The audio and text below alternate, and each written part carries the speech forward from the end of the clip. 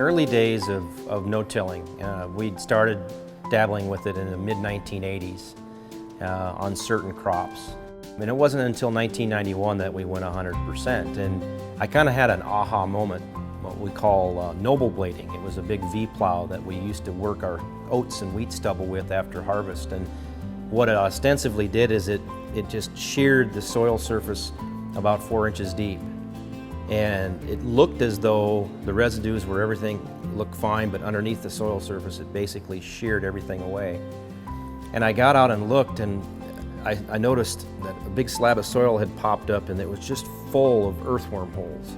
And I realized at that moment that I just destroyed that entire environment. So I took that slab of soil and I put it on my dad's desk and I said, we're going to begin to make changes today. So we took the wheels off the Noble Blade and parked it in the trees. And that was really kind of the first step of moving to a complete no-till system. And then things just started to build and change after that. It was Mother Nature that made the grass that we just simply moved in on, and it's been here for thousands and thousands and thousands of years. And we cannot improve on that grass because I saw it go through the 30s and disappear with blow dirt everywhere. People didn't know how to farm their cropland. And it took, the dirt moving took any vegetation that was growing. And what that didn't take, the grasshoppers did. And yet, when it turned around in the early 40s, we saw little stems of that grass reemerge. It's amazing that that grass lived through that kind of punishment. How do we manage not only the native prairie soils, but how do we manage the crop ground to get our soil structure back to where it should be? That's the real challenge that we have.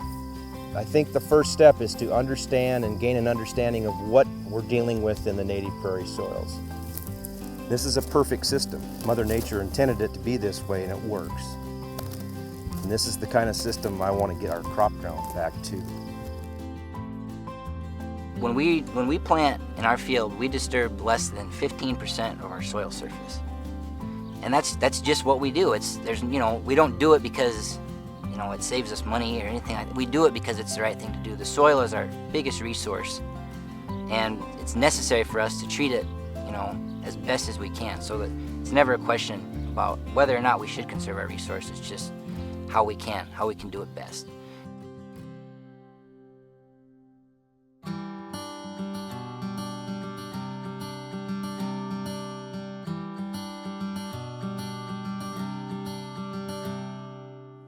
So this last year we've made a pretty major investment in installing fences on our crop ground, which sounds kind of counterintuitive.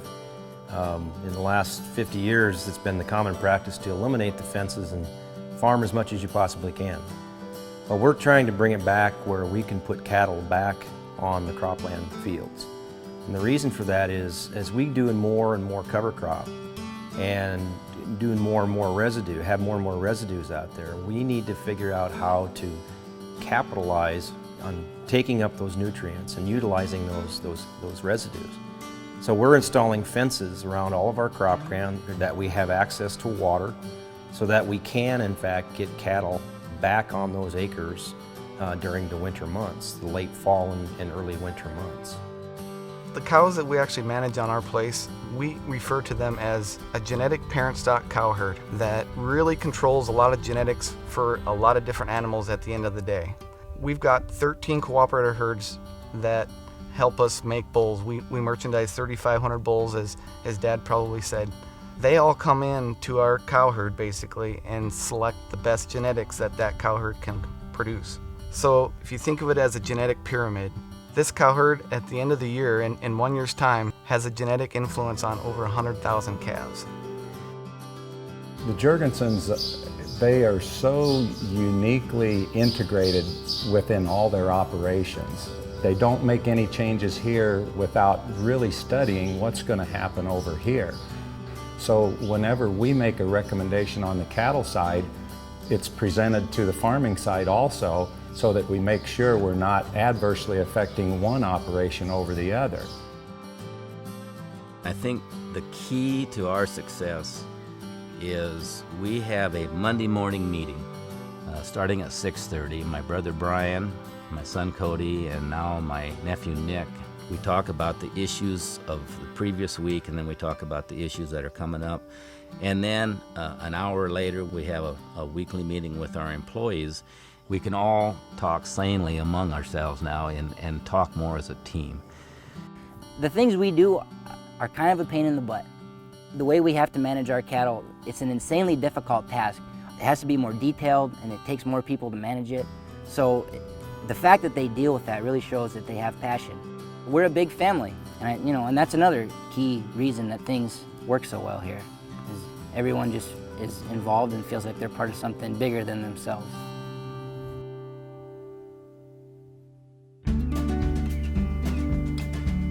We're so blessed, so lucky to have Martin still on operation. He gave us the ability to make decisions and make mistakes. But Martin gave us the latitude to make decisions and to make changes that would improve things. He knew that he didn't have all the answers. He knew that the next generation probably had more tools in their toolbox than he did. And I see that with my son too. I mean, he's bringing in technologies that I might be intimidated by.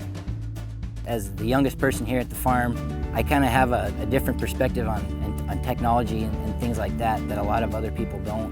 I've always been raised being hands-on in conservation, and it's never even been a question about whether or not we should conserve our soil resource. It's just been a part of our life. You know, we started no-till farming, I believe, in '91, the year I was born, so I've never known anything different. What I have learned is the people that survived the 1980s, they all get an A in production because we're all pretty darn good at it. But I think on average, where we fail is in the transition from one generation to the next. Transition in agriculture needs some major work on, needs some improvement on. And that's why I'm talking about it today, because I think we need to face up to the fact that we've got to figure out better ways to get the younger generations to make more of the decisions and be involved in the decision-making process. Let them make a mistake or two, because that's how they learn. We were fortunate enough in our family that that's what happened, and it has just blossomed. Our whole business has just blossomed because we had young people making a lot of the decisions. It's all about the future. If you really stop and think, we are only owners of this property for a very short period of time. Our family's been here for over 100 years. You really think about it, that isn't a long time. Everything we do must have the next generation in consideration. You know, I get the opportunity to raise my son here, and I'll get to raise him working by my side, sitting with me in the tractor, coming to work with me whenever, it's possible to bring him along, and I get to raise him the way I was raised. So, it's a bright future. I think that's a good thing looking forward from Jorgensen Line of Cattle, and it makes me very happy to know.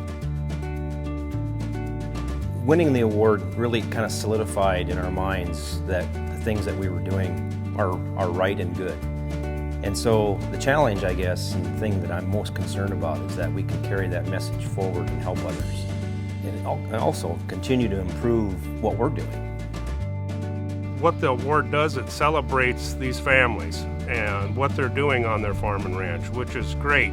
People can come and visit and take what's going on here and take what they like and see what's working. The unique thing about the Jorgensens is they'll tell you their failures and they'll tell you their successes, but they'll share the failures and probably some things not to do.